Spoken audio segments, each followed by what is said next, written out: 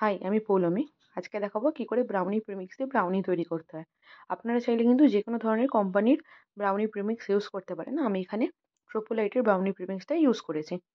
আমি এখানে 250 গ্রাম মতো ব্রাউনি প্রিমিক্স ইউজ করেছি, আর সাথে 125 গ্রাম মতো নর্মাল টেম্পারেচারের জল। মানে আপনারা যতটা পরিমাণে প্রিমিক্স নেবেন তার কিন্তু হাফ জল নেবেন।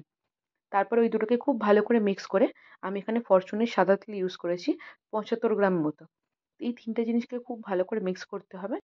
তারপর দেখা যাবে যে ব্রাউনি প্রিমিক্সটা আমাদের রেডি হয়ে গেছে। তো আপনারা যদি মনে করেন এই পর্যায়েতে কিন্তু চকো চিপস ইউজ করতে পারেন। আমি এই পর্যায়ে কিন্তু চকো চিপস ইউজ করি না। তার কারণ হচ্ছে এই অবস্থায় যদি আমি চকো চিপস ইউজ করি তাহলে সব চকো চিপসগুলো নিচে চলে যাবে। আর আপনারা দেখলেন আমি এখানে একটু বাটার ইউজ করলাম। এই বাটারটা কিন্তু অপশনাল। কিন্তু বাটারটা দিলে কিন্তু খুব ভালো ফ্লেভার আসে, যার জন্য আমি বাটারটা কিন্তু ইউজ করি। তারপর এই মিক্সচারটাকে আপনারা যেকোনো ধরনের মোল্ডে কিন্তু ঢেলে নিতে পারবেন। তো আমার এখানে ছোট ছোট কতগুলো ব্রাউনির মোল্ড ছিল বলে আমি সেটাতেই ঢেলে নিচ্ছি। ভালো করে এগুলোকে ডিস্ট্রিবিউট করে নেওয়ার পরে আমি এতে একটুখানি চকো চিপস আর হোয়াইট চিপস দেবো। আর আপনারা কিন্তু এই পর্যায়েতেই না, আপনাদের যদি মাইক্রোওভেনে করেন বা ওটিজিতে করেন তাহলে 180 ডিগ্রিতে 10 মিনিটের জন্য প্রিহিট করতে বসিয়ে দেবেন আগে থেকে। আমি কিন্তু এই অবস্থাতেই ওটা প্রিহিট করতে দিয়ে দিয়েছিলাম।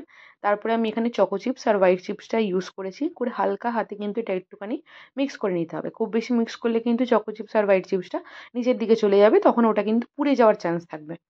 তো আমি হালকা করে দেখুন এখানে দিয়ে একটু করে মিক্স করে নিয়েছি। তার উপরে আপনারা এর উপরে চাইলে আপনারা একটুখানি চকলেট বা যদি মনে করেন একটুখানি যে কোনো ধরনের ড্রাই ফ্রুটস আপনারা দিয়ে কিন্তু এটাকে বেক করতে বসিয়ে দিতে পারেন। 180-তে মোটামুটি 20 মিনিট করলেই কিন্তু হয়ে যাবে। আর দেখুন এটা হয়ে যাবার পরে কীরকম লাগবে সেটাও আমি আপনাকে একটা ফটো দিলাম।